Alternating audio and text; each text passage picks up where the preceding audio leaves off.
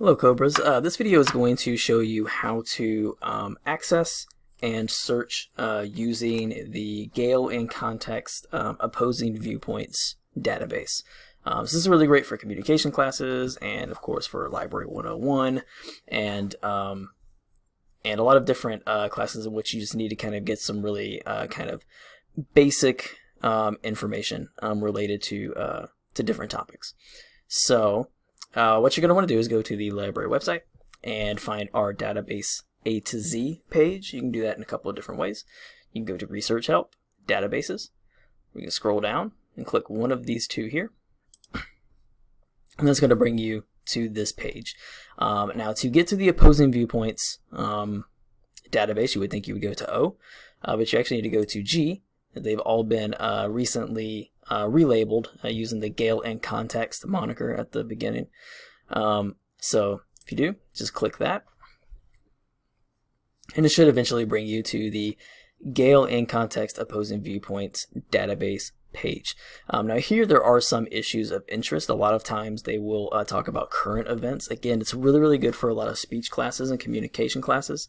And here it's going to be really great for you to kind of maybe even get topic ideas for maybe issues of interest that you might want to speak on, or even delve into a little more in maybe some advanced research. But you have areas where you can browse issues, so you can browse very specific general issues. It'll basically just give you a big laundry list of topics and links to those topic pages. So you have a lot of different areas that you can search there. You also have your main search bar up here, so if you already have a topic of interest in mind, you can just go ahead and search it there. If you need a few more search parameters to utilize, so say maybe you have like 2 or 3 keywords that you want to search, you would click Advanced Search, and that's going to bring you here. So this is where you can put in multiple keywords and have them all kind of string together and really narrow and focus your search that way. You also have some different limiters you can do here. You can do full text. You can also limit to peer-reviewed journals if that's what you're looking for. If you're just looking for newspaper or magazine articles, then I wouldn't really worry about any of this information down here, unless you're really wanting to keep everything really up to date. Then you might want to play around with the publication dates. Otherwise, a lot of this stuff you can do after you do your initial search, so it's really not super necessary for you to mess with these right away. Sometimes these can limit your results a little too much, and it can be a little frustrating. So right now we're just going to do a very quick and easy and very broad type of search, just to kind of show you what this is going to look like. And one thing I want to bring to your attention, which is really cool that this does, is a lot of databases don't do this aesthetically. They put the quotation marks around multiple terms. So if you have like climate change, where you're wanting that to kind of be searched as one term instead of 2 different terms, you need to put quotation marks around it, so that way you're blocking those together instead of having them separate. If you don't put the quotation marks around it, sometimes databases will read them as 2 separate words instead of as one kind of term together in this case. So that's always a kind of a neat little rule of thumb to remember, the quotation marks. But I digress. So we will search, and that's going to bring you to this page here. So as you'll see, you have a lot of different content types. So these are all the different types of articles that you can access related to the topic. So you can either pick what you want to up here, or you can scroll through and you'll just kind of see where academic journals. You can click that. It's going to take you to the full list of academic journals. That's more or less where your peer-reviewed information is going to be. Viewpoints. Again, these are going to be like alternate viewpoints, so opposing viewpoints. This is going to be where you can get different viewpoints on these topics. So it's a really good way of creating, debates within your speeches or within your argumentative essays and things of that nature.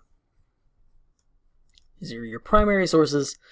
Your reference, so there's going to be more reference tertiary type background information type articles. These are mostly going to be within encyclopedias and dictionaries, things of that nature. Then you have your biographies of important individuals related to your topic. You have some graphics, images, videos, audio files, news. This is going to be from newspapers. So if you are looking for newspapers, newspaper articles related to your topic. This is where you would want to look at for that. And then magazines. You can also find magazine articles. Now again, newspaper articles and basic magazine articles are not going to be peer reviewed. But if you are allowed, or if an assignment asks or requires you to find newspaper articles or magazine articles, then this is where you would go for that. Statistics websites. These are vetted websites by librarians that actually work at Gale. So those are reliable websites to actually go to and to find some at least basic information. So just to show you, if you do academic journals and you are looking for peer-reviewed, as you can see over here, you have full text, peer-reviewed. If you click peer-reviewed journals, it is going to now limit them to only peer-reviewed journals. So this is going to be peer-reviewed articles from those journals that you can find. Again, you also can find out how long your articles are by looking here. It'll give you the word count. It'll also kind of tell you if it's a brief article or a fuller article, right? So you have, articles that are going to be a little more in-depth and give you a little more information. You can also see, this is going to check mark it off, show you that these are peer-reviewed articles. So let's say that you want to click on this one, and this is going to be your article. So you have the HTML option, full text, for the article. Sometimes you can also get a PDF full text option for the article. Normally, if it's not immediately given to you, you can find it under the send to if you email it to yourself.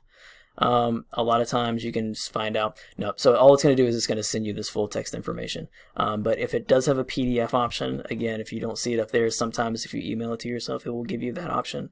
But you also have citation, option for citations that you can have sent to yourself as well. For this article, if you only want your citation information, you can click that, and it will give you your citation information for whatever format you're looking for. You can copy and paste that. You can also download it. You can also print it. You can also get the link. As I've stressed before, this is the permanent link to the article. This is the link you want to copy and paste. If you email the information to yourself, it will always give you this link. It will also always give you this link, the permalink in the citations. So there are multiple ways for you to get the permalink. The one thing you do not ever want to do is get this link. Never ever get this link. That's going to be trash after you cancel out of this, and it will not bring you back to this article or to this page, and we can't help you find it again if this is all you use.